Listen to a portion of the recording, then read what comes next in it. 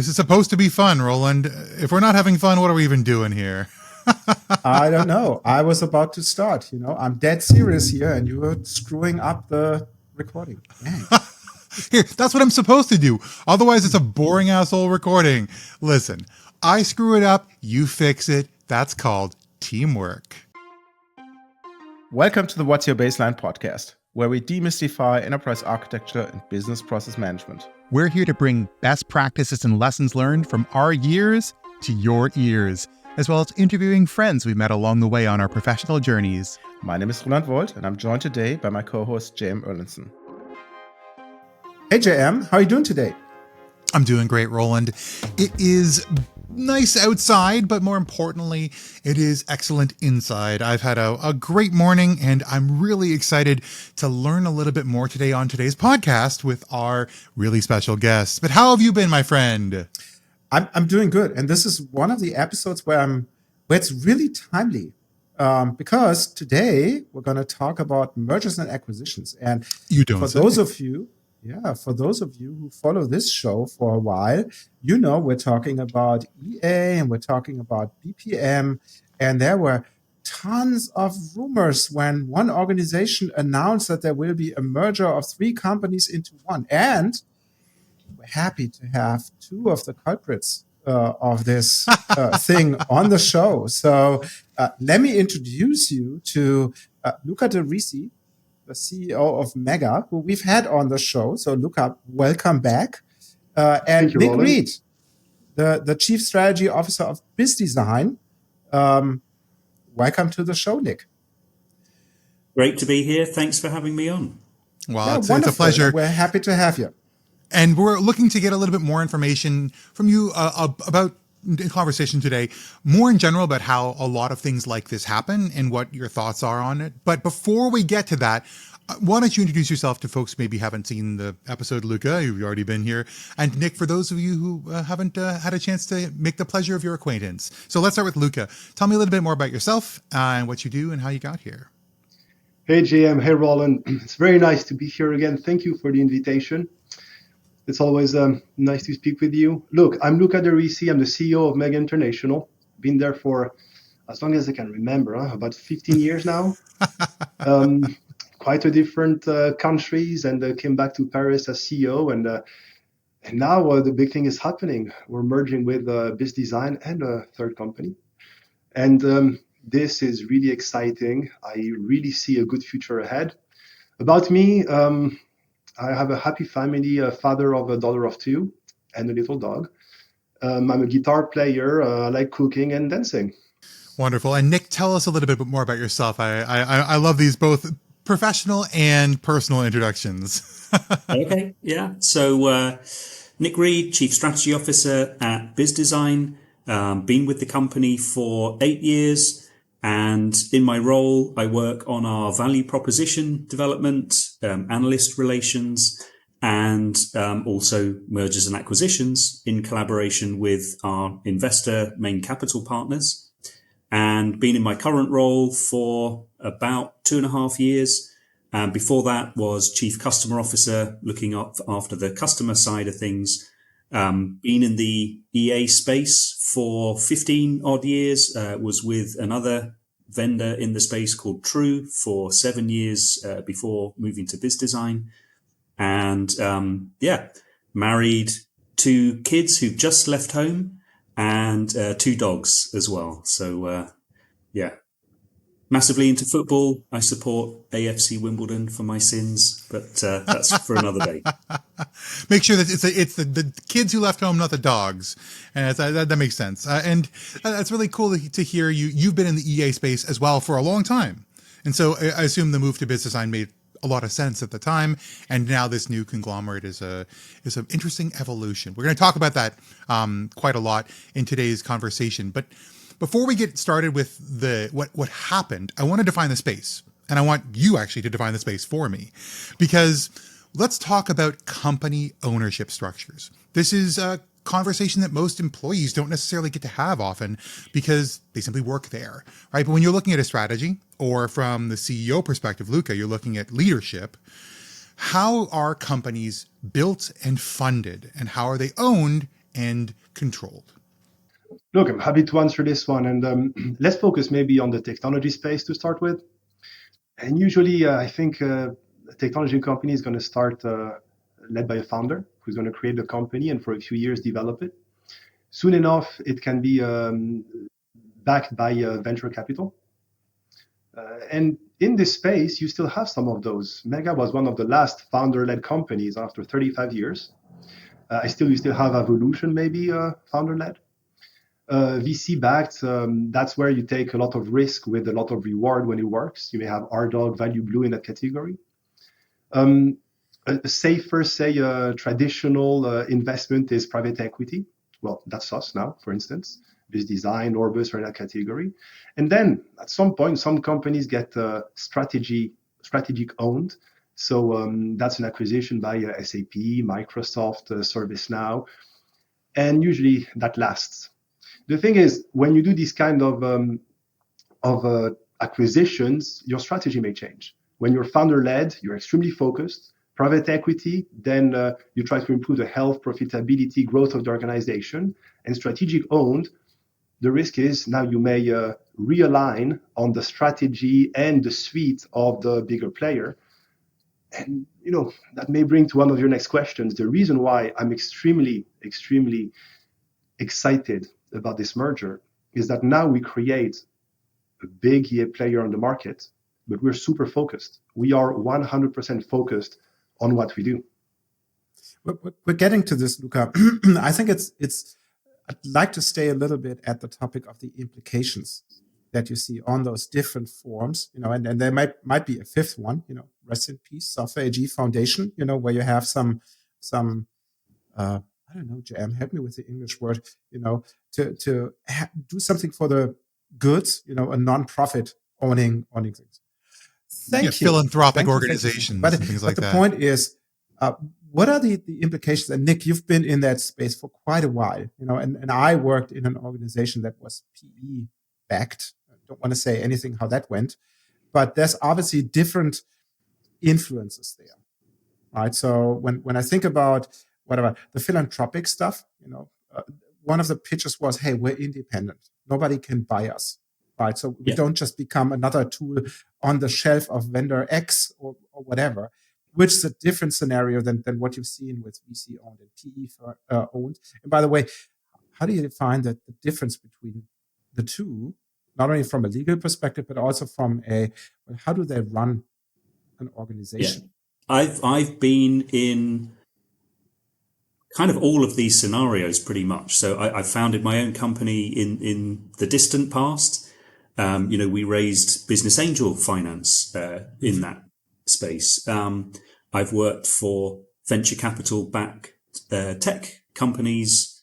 I'm now in a PE backed organization, and I've been through a couple of acquisitions of tech companies that have been acquired by strategic buyers. And I think one of the key characteristics to compare and contrast across the ownership models is the risk reward profile. So, if you're starting your own company as a startup, super high risk, super high reward if it works, but it's a tiny proportion of startups that actually succeed. But, you're your own boss, you have that kind of, control and freedom to operate. Mm-hmm. With a VC backed situation,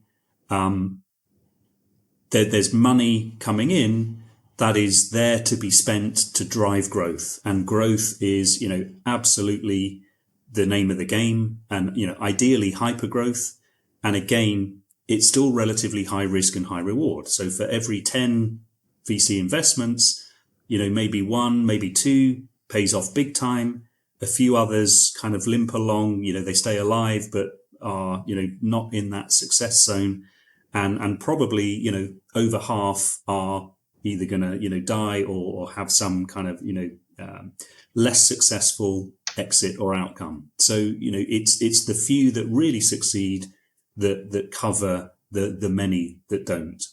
Mm-hmm. And in a private equity situation, it's more about, steady, sustainable, scalable growth. And I think it's typically very often there's slightly later stage companies that are in this zone, maybe not going for hyper growth, but going for, in many cases, profitable, steady growth, I would describe it. It's not always profitable. Sometimes, private equity investors will invest to restructure, change the game. They're not necessarily needing to run at a profit, but they're expecting a value creation outcome, an exit of some kind in a certain time scale, which is, very often 5 to 7 years, something like that. And that's, in line with Main Capital. Although I would say Main has a very specific investment focus, which is profitable, growing, enterprise B2B SaaS companies. Yeah, and I think it's also needed from and we will talk about that. Obviously, the acquiring company, you see things like market consolidations, and the big example over the last 2-3 years is, interesting enough, process mining firms. There were a bunch of little shops popping up, and then you had the big hitters, like unnamed, and we had James on the show many years ago, just 3 months before they got bought by Microsoft, right? And all those other things that happened there. I see that in that market a little bit coming down. So everybody who wanted to have a mining tool already has one, right? So maybe some potential acquirers have missed the time, but it seems that it's also like a wave, cyclical thing, where you see certain markets and now you do this, and then there's some quiet period and people just do their thing, and then it pops up again. I mean, I think there's an interesting nugget in there, which is, sometimes a strategic buyer identifies a company that, complements or extends the value proposition. So they're buying a specific capability for that particular situation. And I think with process mining, there's a more, general capability there that is useful for many different organizations that want to, understand their processes better. Mm-hmm. And one of the interesting things that I think drove the SAP acquisition of both Signavio and LeanIX was the need to, manage that transformation from R3 to S4HANA. Yeah. And which is a significant transformation, and SAP clearly has a vested interest in accelerating that kind of migration, making it more successful.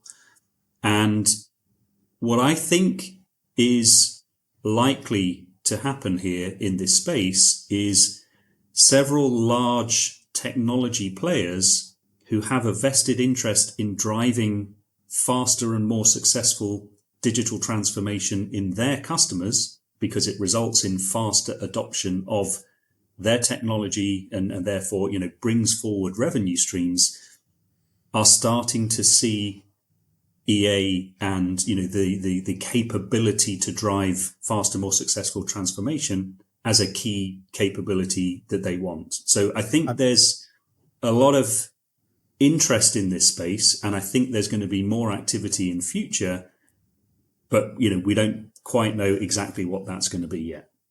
Yeah, I guess nobody knows until you have the press release. When you think about it, I just follow loosely what RDoc does, for example. They bought a process modeling tool in the summer, some Swedish firm, and now they had, like a couple of days ago, an announcement. Oh, Celonis and RDoc work closely together. What could that mean? We will never know until we see the press release. We hold off on the speculation, though. And that's kind of the idea for today as well, the speculation, because we want to talk about the decisions that Luca, you made, and Nick, that you made, that led to what you've now built as a merged and conglomerated company. The first question I have is not talking about the thing itself, but the decision criteria in order to do that. What makes you decide that now is the time for a merger? Now is the time for an acquisition. Now is the time to restructure the way we do our business. And now is the time to look for a certain capability or partner in order to lead growth. So let's start with Luca. tell me about where you see the market and where you see the targeting of a segment and an opportunity as something that would require a merger or acquisition to achieve. No, that's a good question. We both went through it, Nick and I. So the first thing is external, right? The market, I really believe, is ripe for consolidation. When you have so many leaders in the Gartner Magic Quadrant and all other quadrants by the same token, at some point, customers ask, which tool should I use? Plus, in this market, there's now one, maybe two very large players that have a multitude of products, a large offering suite. And when you go to customers, the question is always asked, should I go for a dedicated product or should I go for the large suite that offers all these tools and we already use and our CIO has contacts? Well, that to me is one of the first decision points, right? One of the first criteria. How can we be the largest? How can we be extremely relevant for the largest customers while staying focused and dedicated? That's why out of all the options that at Mega we had, going for a different private equity, going for a strategic buyer, going for a merger, we decided to go for the merger because this is the way to stay focused on what we do best and be extremely relevant for customers. And our goal is to be the largest, but our goal is also to innovate now because we have the power of three to innovate in artificial intelligence, to innovate in an end-to-end transformation platform. And that is really the goal, The second point is exactly that. And Nick, feel free to complement what I say. But the second point is exactly that.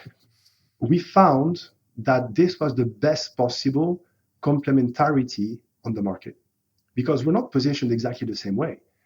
BizzDesign is an amazing tool that you use for all the modeling, the solution architecture, all the business architecture. If you need Archimate, there's no better tool out there. So a series of extremely strong points where Mega is strong when it comes to application portfolio management, business process modeling, GRC. So a huge product complementarity. So together with the third tool that I cannot mention today, together our goal is to build an AI-driven cloud-native transformation platform from design thinking, collaborative design thinking, all the way to transformation and execution project management.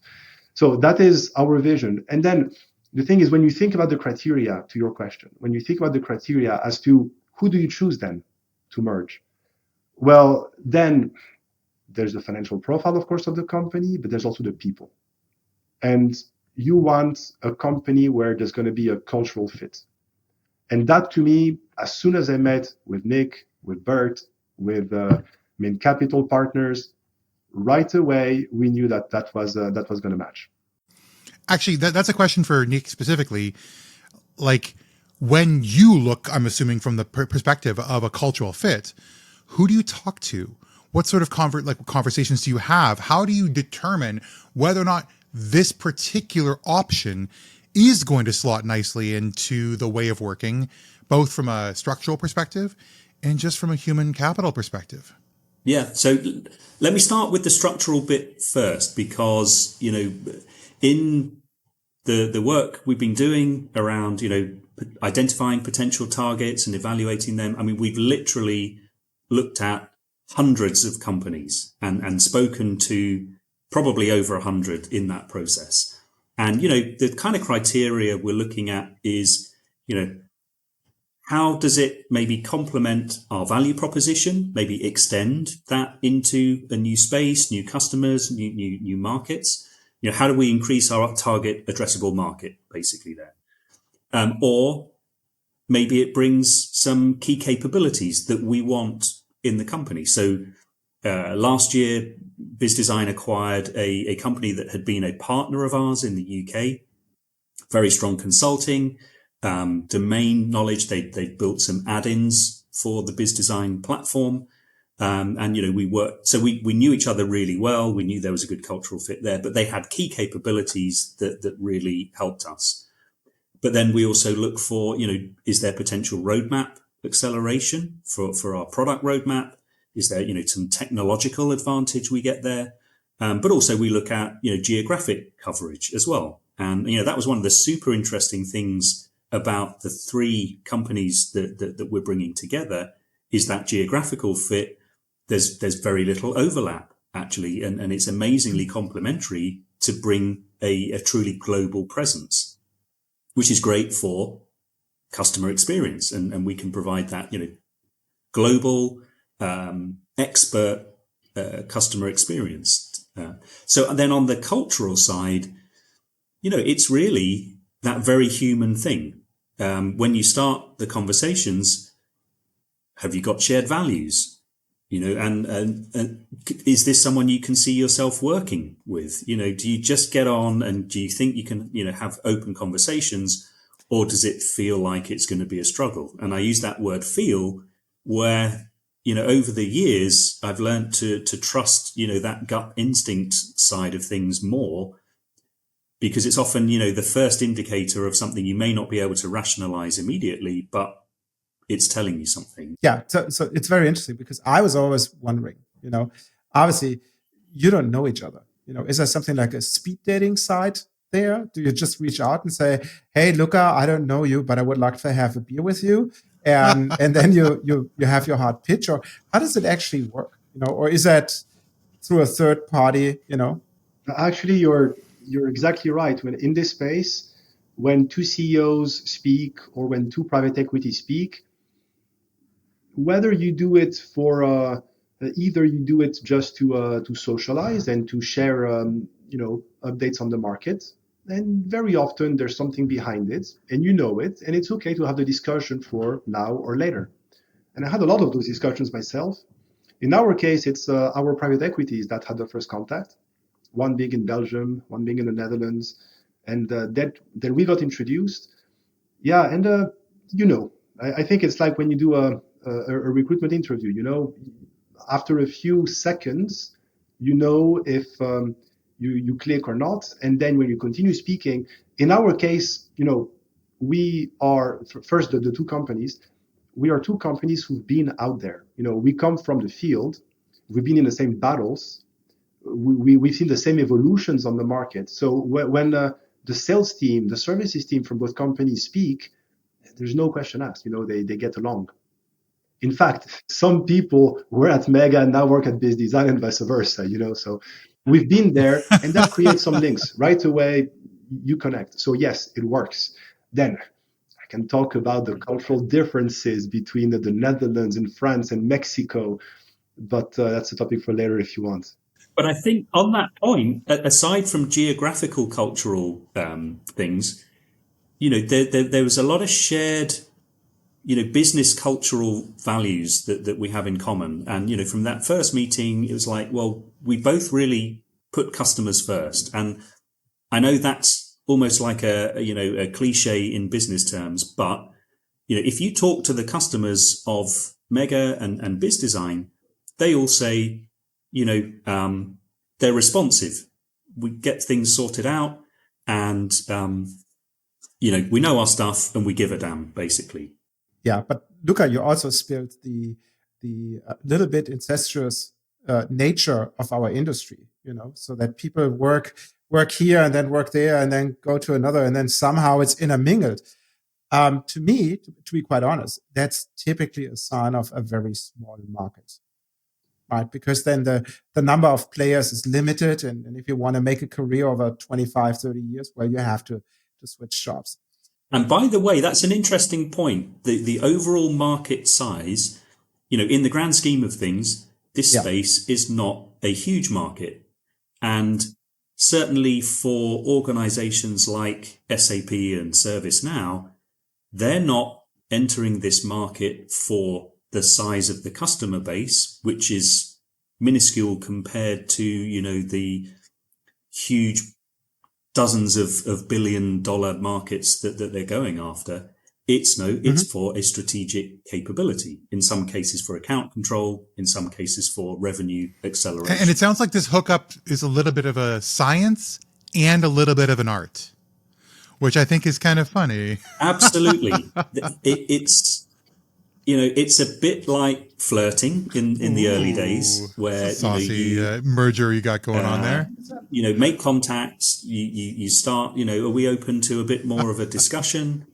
And then, actually, in order to get to doing a deal, there's many planets that have to align. So, you've got to have that strategic fit, have a 1 + 1 = 3 as a minimum kind of table stakes for going further. And then working through, okay, are we going to be able to work together? Do we have that, cultural fit? But then what's our vision for how we're going to execute on this? And is that, okay on both sides? And then are both sides actually open to doing a deal? And if they are, can you get to agreement on, valuation and deal structure? Oh, yeah. And we will spend more time talking about those details, how that process looks like in the second segment of the show. But we're already 20-something odd minutes in, and I'm pretty sure all of our listeners need a quick break. But before we let you go for a couple of seconds and listening to our good friend Jeremy's music, I want to ask the question to you, dear audience. Have you been in a situation where you have been acquired, where you were acquiring other companies? How did that merger, right? And unfortunately, I have been part of one that wasn't that great. How did that merger go on the practical side? So when we come back, we will talk about that. And in the meantime, we have a little break. Hey, happy day, I need your love, won't let you down. Hey, happy day, I need your love, won't let you down. Love won't let you down, won't let you down. Yeah. Hey. All right, and welcome back, folks. We have had a fantastic conversation so far with Luca and Nick, Roland. I'm really interested in what's going on. And this leads me to a really important question we haven't yet addressed, because I can only put myself in the shoes of a customer or a prospect who's being approached by a company that's recently undergone a fairly substantial merger or acquisition. So, Luca, I want to turn this back to you and ask, how do you change your message or shape your message for customers who are currently using Mega or BizzDesign or what have you? And how do you change the pitch, or how do you work with your go-to-market teams to leverage the new capabilities of a larger merged organization as an approach to this sort of getting value out of an M&A? Well, JM, it's actually not that challenging. Every time we've spoken with customers... Oh, okay. So again, we're done then. I'm glad. No, really though. We've spoken with many customers, myself included. I spoke with some strategic customers myself, and customers receive it extremely well. They're very excited by this merger. Why? Because we are becoming probably the largest in terms of people and revenues EA player on the market. So this for them is a proof of commitment, of innovation, of powerful product, artificial. So it's really a sign of growth and sustainability for them. So for our customers, it's extremely positive, and the reactions were unanimously positive. Now, how do we bring it? Well, with some words of reassurance, of course, because for the next 5 to 7 years, we're going to continue maintaining and improving the current products. I mean, we have hundreds and hundreds of customers on those 3 products. So our priority is customers first. And that's what we tell them. And obviously it is, right? So we continue developing, improving, maintaining the 3 products for an indefinite amount of time, over 5 years, that's for sure. And in parallel, that's super exciting, we now have the power and the funds to invest into something new in parallel. So we developed this new sexy platform that's AI-driven, cloud-native, in the pipe for quite some time already. And actually, Nick, do you want to say a word about the future? Yeah, well, for customers that have already made product purchases, investments with any of the 3 companies, those investments are safe.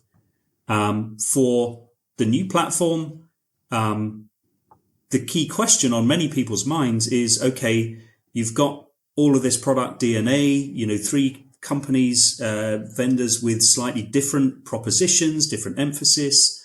And, how do you bring that together? Well, the new platform is the logical place to bring all of that product domain expertise together for, the most comprehensive transformation proposition in the space. And the other question is from customers, of course, does that mean we're going to be forced to migrate to a new platform? No, nobody's going to be forced to migrate. Okay. Now, we think that many customers will choose to migrate based on the compelling proposition of the new platform. And while we're not going into lots of detail on that right now, there will be more information coming out in the coming weeks and months to explain more about that. Yeah, and I think there's also an added benefit, right? Because until now, you were competitors, right? Right? There's a little bit more overlap between the unnamed third party and one of the 2 products that you have right now, but you were competitors. Well, now you're the same company, right? You can say, hey, I have these capabilities in my tool, but hey, look, we just merged with those other tools, and they have a complementary capability that you currently don't have. And then we're talking a sales game, right? What does it cost to bring that additional capability into an existing customer? So I think that all makes complete sense, right? And I like, and we're not arguing about, is my current product better than your current product and blah, blah, blah. No, it's about how do we combine the best of everything in this new platform for the best end-to-end proposition. And so actually it's a great way of aligning our teams around a shared goal, which is, super important when you're in this kind of merger situation. You need that shared vision, shared goals for the teams, that we're all pulling in the same direction. And it's a great way to get people, around the same side of the table, collaborating on a common vision and challenge. For sure. And I'm pretty sure when we talk about a little bit later about the product and all that stuff, if I was in your shoes, would make it as easy, as simple, as smoothly as I can to say, hey, by the way, we got a new version of the product. There is no big shift. It's not like an SAP ERP to HANA stuff where you work 10 years on it. That would be in my mind. This is for customers that choose to migrate, there's going to be a smooth, efficient, cost-effective migration path. And of course, we'll support them in that. But it's going to be smooth. And of course, that smooth migration path will also be available for customers who are on other vendors' products if they choose to be migrating to this great new. Oh yeah, that's true. Yeah, that's true. But I forgot those. There's competition. And you talked about how this does define you differently in the market by size, by scope. That's interesting. And you've also talked about some of the decision criteria that helped you get to this decision to merge. But now, Nick, and I'll start with you, Nick, because you've done this a couple of times, and particularly from a strategy perspective. Walk me through the process by which a company or a person in a company evaluates, approaches, negotiates, and executes on a merger, in this case, or an acquisition in any case. And what are some specific steps? What are challenges along the way with each of those steps? Because frankly, I'd love to be able to see it as a process. Everything to me is a process. So tell me the process. So there's that, initial engagement. Are we interested in exploring further? Step 1. Step 2 is, okay, let's share some more information, under NDA and get to know each other a bit better. What is our respective propositions, our strengths, our weaknesses? What's the fit? Is there a strategic fit? A 1 + 1 = 3. I think that gets you to the next point. And obviously, are we getting along? Does it feel like there's a cultural fit? And then, okay, we think there's something to do here. then it gets into more kind of negotiation. And that's a process of back and forth, what's important to each party. It's not always totally about the money. There's some very cultural considerations in that as part of, is this going to work out as a transaction? There's deal structuring, money up front versus money on some promise of future performance. There's shareholders on each side. Who wants to stay in? Who is wanting to cash out? There's all of that deal structuring, and that's where having financial specialists involved absolutely helps. And then there's deal structuring, and then you get to a letter of intent that sets out the high level terms of the deal. Each party signs that. You go into a period of exclusivity where neither side is going to kind of dance around with someone else. So you're committed to doing the transaction as long as you can get to agreement on, the legal part of the deal. There's due diligence to do to check, is all this information we got, is it all there? Does it stack up?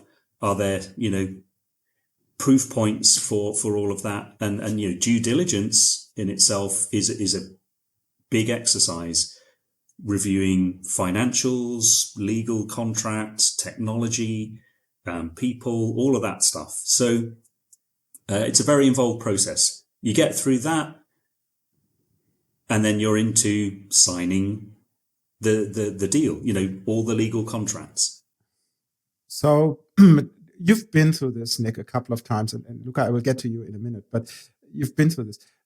What is a typical time frame for this? And I'm not explicitly talking about the current transaction, but also what you've seen in the past. Yeah. Because I guess it's more than Nick and Luca meet in a beer garden over a beer and sign something on a coaster.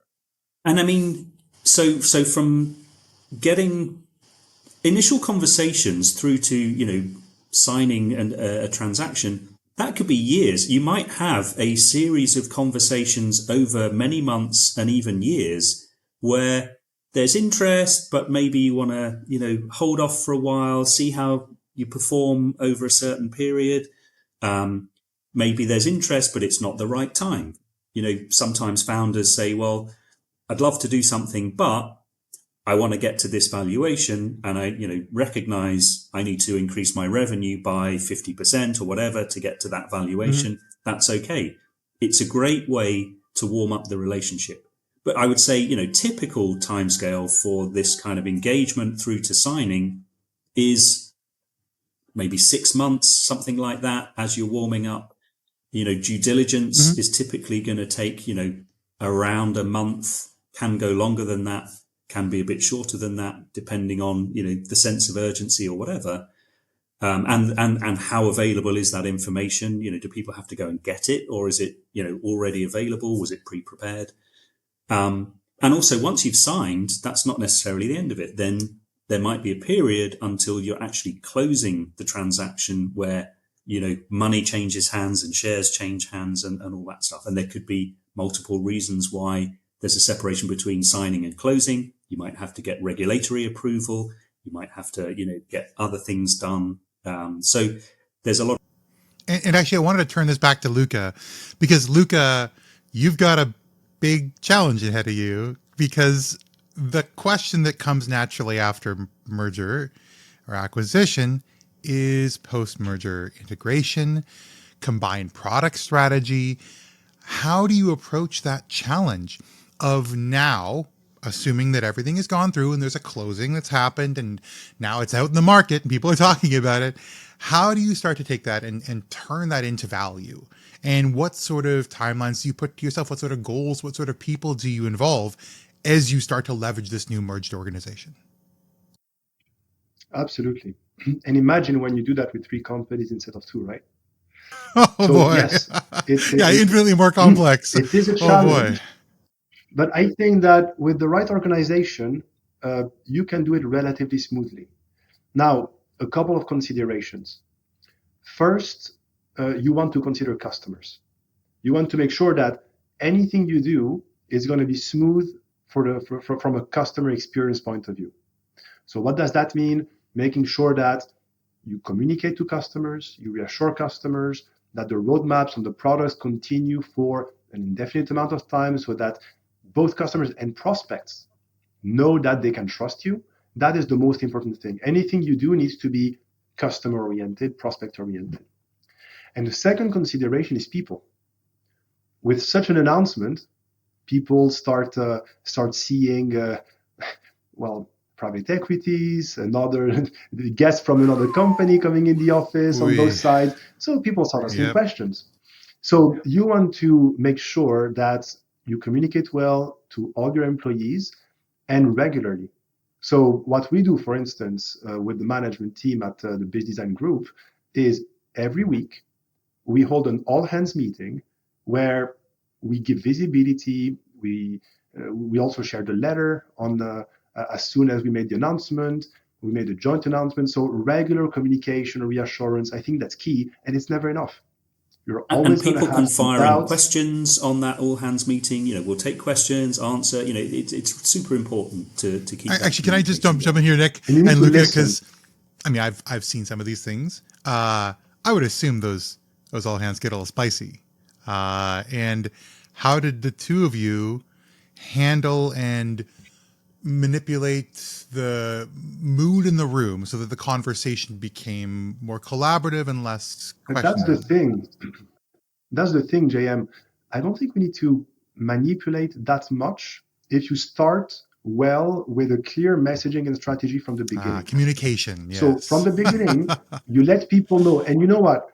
Like for many communications, you don't announce it just out of the blue to 500 people. No, you prepare. You talk to your work councils on both sides, 3 sides.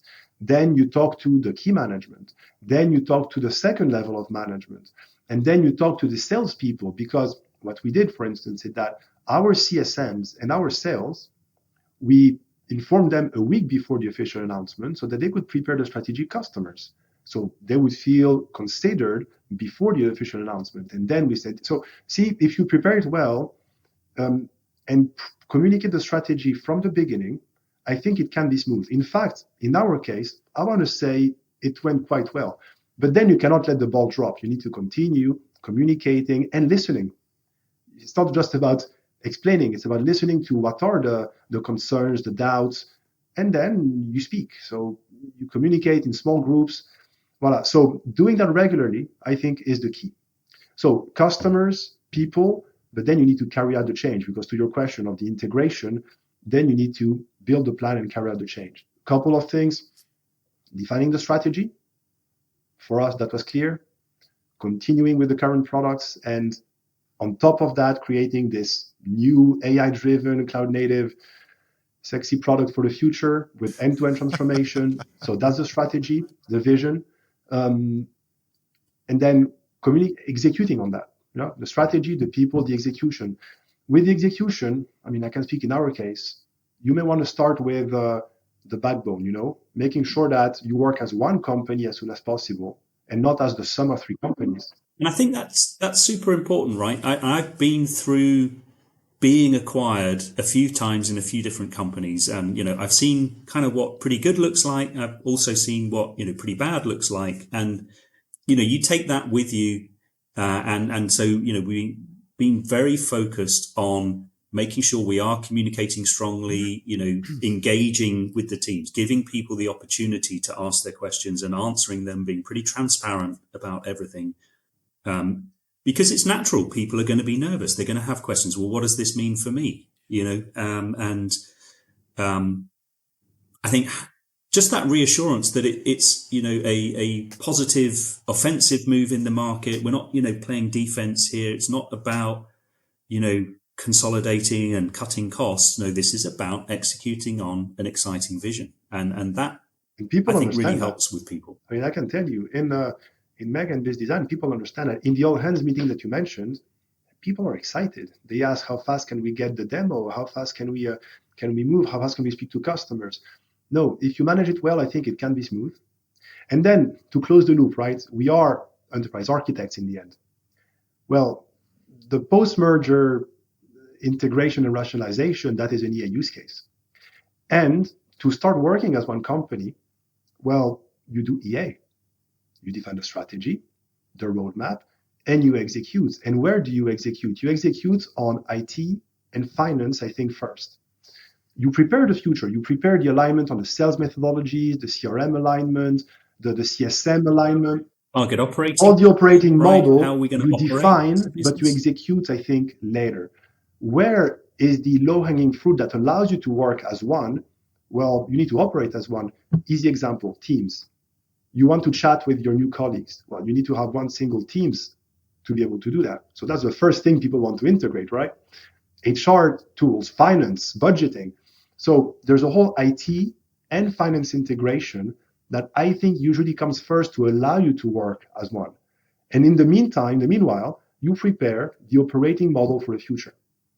And then you start working as one. And in terms of how we manage that execution, so we put together a post-merger integration team who is laser focused on executing on the post-merger integration activities and the work streams and managing that, so that our operational business managers stay focused on executing in the business, the day job of making sure we're hitting the numbers, we're progressing as a business, so we don't lose sight of and drop the ball on the most important thing, which is creating value for our customers. So, we keep our field teams, product teams focused on, the task in hand, while the PMI team really focuses on driving the integration activities.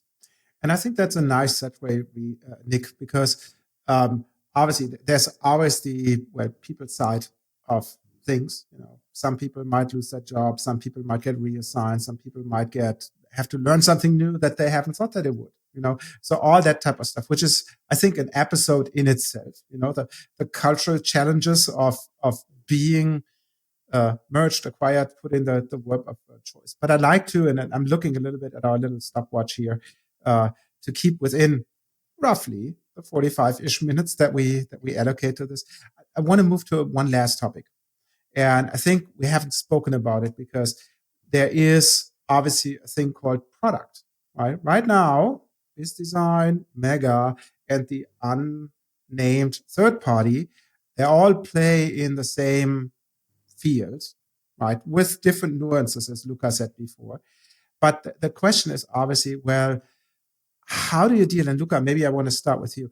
How do you deal with that challenge of now having, and maybe you don't, having to redesign your product strategy, right? And then putting this into real life action so that at some point in time, 20 years from now, when I will sit on my porch and smoke a pipe and watch what you youngsters do, you still don't have 3 different products.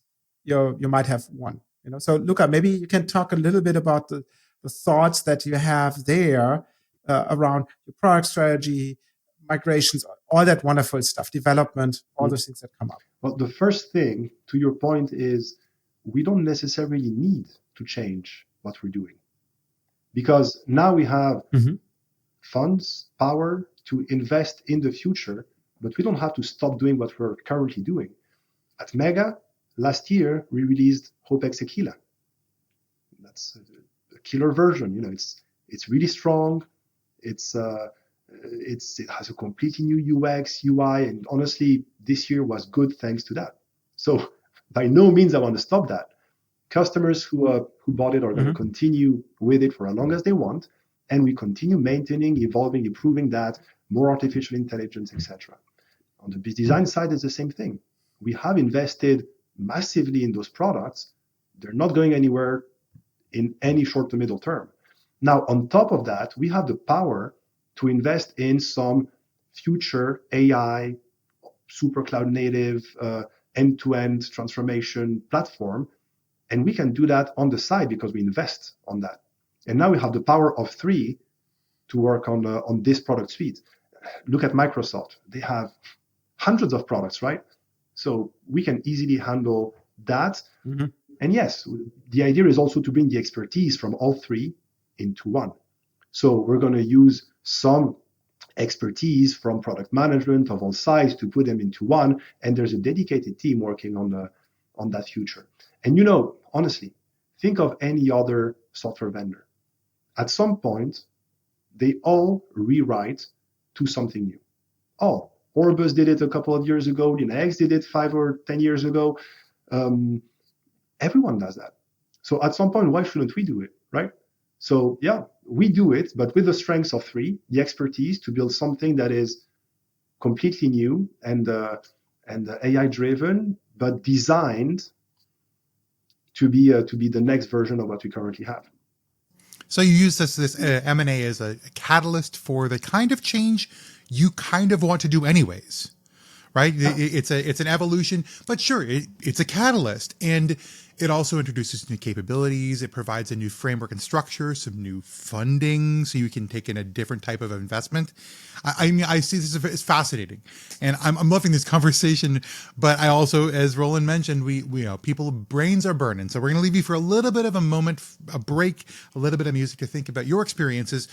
Not necessarily being in an organization that itself was merged or acquired, but working with organizations that have gone through mergers and acquisitions. Tell me about your experiences. Think about them, how products changed, how the cadences changed, the processes changed in working with those organizations.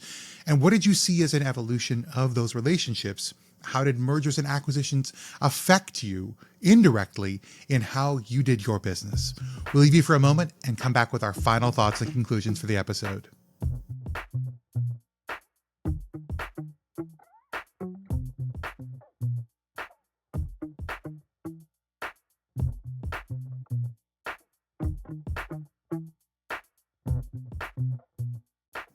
And welcome back. Hey, this was a fascinating conversation with you, Luca and Nick. Thank you for being here, because I'm pretty sure not everyone in our audience has been through the merger, either on the buyer or seller side of a merger or an acquisition, right? And there's a lot of mystery around it. Will we all lose our jobs? And what does it mean for the organization and the product and all that type of stuff? And I think you could clarify a lot of that, which I'm very grateful for. But there also will be, of course, the question that Roland and JM have missed to ask in the last hour-ish. So there will be obviously the question, how can I reach out to those two interesting individuals? And maybe, Luca, we start with you. How can people reach you? It's a pleasure to interact. I guess LinkedIn is always a great way to connect. And then, if anything, reach out to the organization and you'll quickly get to me. Yeah, same here. Hit me up on LinkedIn.